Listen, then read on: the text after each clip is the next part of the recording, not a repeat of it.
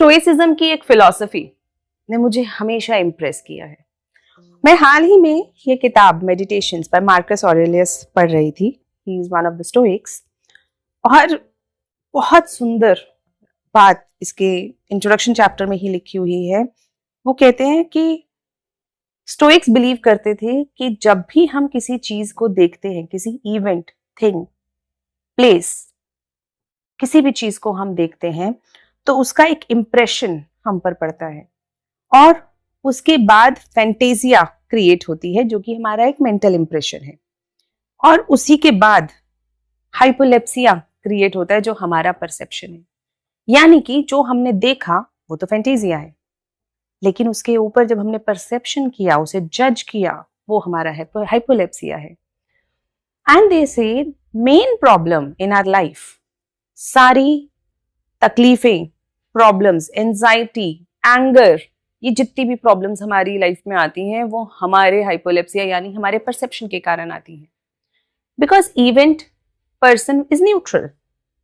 Neutral यानी वो तो हो चुका, वो तो ऐसा है जैसा है, लेकिन जब हम उस पर अपनी परसेप्शन लगाते हैं, अब हम उसको जज करने लग जाते हैं कि वो बुरा है, अच्छा है, ईविल है, हमारे लिए कैसा है। और उस सिचुएशन में जब हम उस चीज को देखने लगते हैं तब आती है एक्सपेक्टेशंस से देखने लगे लोगों को, तो हमें दुख हुआ कि उन्होंने हमारी एक्सपेक्टेशंस पूरी नहीं करी।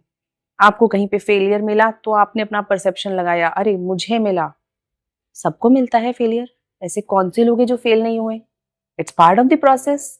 लेकिन जब हमने उस पर अपना परसेप्शन लगाया, उसे एक नैरो लेंस से देखने की कोशिश करी, तो हमें बहुत दुख हुआ। यानी कि उनका कहना यह है कि हम अपनी प्रॉब्लम्स को बहुत लिमिट कर सकते हैं अगर हम अपने परसेप्शन को न्यूट्रल कर लें, हम अपने परसेप्शन को कंट्रोल कर लें, उसे लेस जजमेंटल बना लें। यानी इवेंट को न्यूट्रली देखें कि क्या ये मेरे साथ ही हुआ है, क्या ये पहली बार हुआ है, क्या इससे पहले लोगों के साथ ये नहीं हुआ, या क्या इसका कारण मैं हूं, या अगर ऐसा हुआ है तो हो सकता है कारण दूसरा भी हो, लेकिन क्या आप उसे कंट्रोल कर सकते हैं?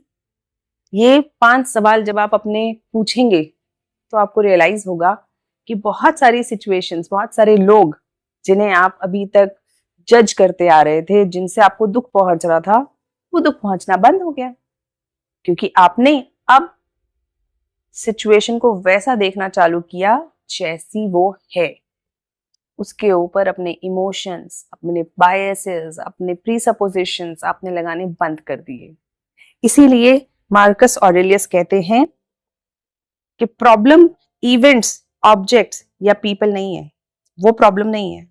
प्रॉब्लम है हमारी इंटरप्रिटेशन। जब हम उन्हें अपने तरीके से इंटरप्रेट करने लगते हैं तो प्रॉब्लम आती है। इसीलिए the best solution is to control the faculty of perception with the aim of protecting our mind from error. हो सकता है किसी ने भले के लिए कुछ किया हो, हमें बुरा नजर आ रहा हो, क्योंकि ऐसा होता है ना, एक प्रिंटिंग के लिए गई पिक्चर, बीच में डिस्टॉर्ट हो गई, ब्लर हो गई, उसके ऊपर कुछ और कलर आ गया, लेकिन अब हमने पिक्चर को ही अगर उस जो ओरिजिनल कॉपी है उसको ही अगर क्रिटिसाइज करना चालू कर दिया तो, और ऐसा होता है अक्सर, हम चीजों को, इवेंट्स को शुरुआत में नहीं समझ पाते। तो अपने दिमाग को इस एरर से बचाने के लिए किसी दूसरे पर अपनी फ्रस्ट्रेशंस, अपने एंगर को इम्पोज करके उसको वैसा परसीव करने से बचने के लिए, और अपने दिमाग की शांति के लिए, सबसे इंपॉर्टेंट अपने दिमाग की शांति के लिए, it is very important that we control our perception. We have to understand before making a judgement, are we looking at things as they are, क्या हम चीजों को वैसा देख रहे हैं जैसी वो हैं।